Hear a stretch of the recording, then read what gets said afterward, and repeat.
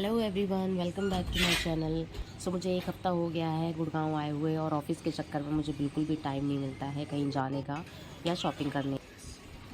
तो बस मैंने सोचा कि चलो ब्लैंकेट ही कर लेते हैं। तो मैंने फटाफट ब्लैंकेट पे ऑर्डर किया और मैं चली गई नहाने। नहा के जब तक मैं वापस आई ब्लैंकेट वाला आ गया था।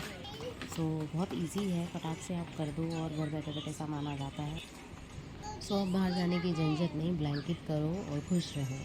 सो बस अब हमारे पास टाइम है, एटलीस्ट हम लोग कहीं जाना चाहेंगे, शाम को घूमना चाहेंगे या मैं रद्दू को बाहर घुमाना चाहूँगी तो मैं ईज़िली कर सकती हूँ। सो आते ही देखिए कैसे चॉकलेट पे झपट पड़ा है खाने के लिए। चलिए मैं मिलती हूँ आपसे नेक्स्ट ब्लॉग में, बाय बाय।